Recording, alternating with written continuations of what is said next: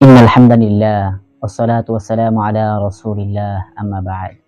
প্রিয় দিনী ভাই বোনেরা, সাদাকাতুল ফিতর কি তা আমাকে কখন এবং কেন আদায় করতে হবে? এই সাদাকাতুল ফিতর কার উপর ওয়াজিব? আমাদের যাদের উপর সাদাকাতুল ফিতর ওয়াজিব হয়েছে, আমরা কিভাবে তা আদায় করব? এই নিয়ে আজকের আলোচনা। প্রিয় মুহতারাম, আমরা যেই কাজ করি না কেন, আমাদের হাজার চেষ্টা থাকা সত্ত্বেও কিছু না কিছু ভুল ত্রুটি থেকে যায়। ঠিক তেমনি ভাবে বর্তমান মাস চলতেছে রমাদানুল মুবারক মাস। এই রমাদানুল মুবারক মাসে আমাদের রোজা রাখা অবস্থায় অনেক ভুল ত্রুটি হয়ে থাকে। অনেক নাজায়েজ জায়গায় আমাদের চোখের নজর পড়ে। মুখ দিয়ে অশালীন, বেহুদা, অনর্থক কথাবার্তা আমরা বলে থাকি।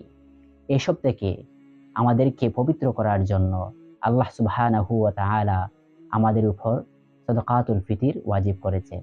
এই সম্পর্কে ইবনে আব্বাস রাদিয়াল্লাহু তাআলা আনহু থেকে বর্ণিত, তিনি বলেন, ফারাদা রাসূলুল্লাহি সাল্লাল্লাহু আলাইহি ওয়াসাল্লাম সাদাকাতুল ফিতরি তুহরাতাল লিসিয়াম মিনাল লাগwi ওয়ার রাফাসি ওয়া তু'মাতাল লিল মাসাকিন।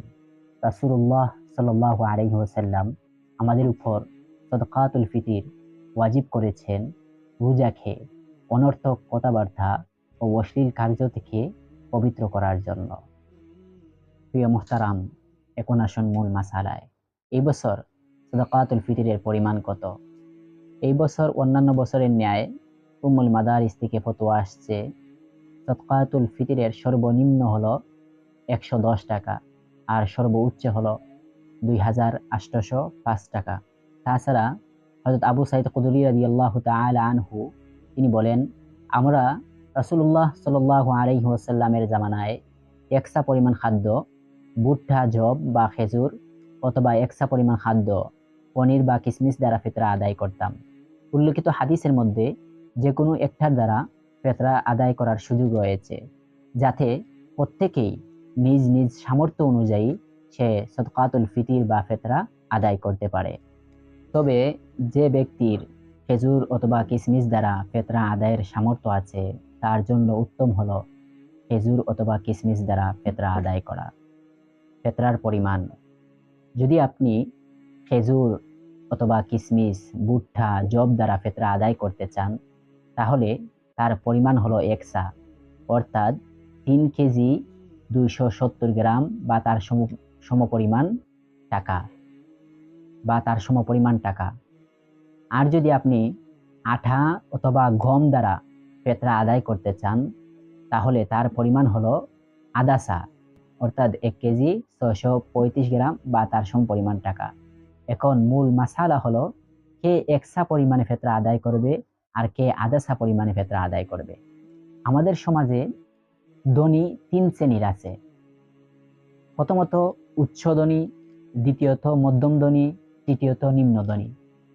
যিনি উচ্চ ধনী আছেন ওনাকে বলা হয় শিল্পপতি।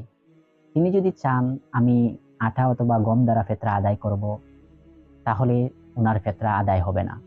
কারণ ওনার জন্য উচিত হলো ফিতরার সর্বোচ্চ স্তর 2805 টাকা মাথাপিছু হিসাবে ফিতরা আদায় করা।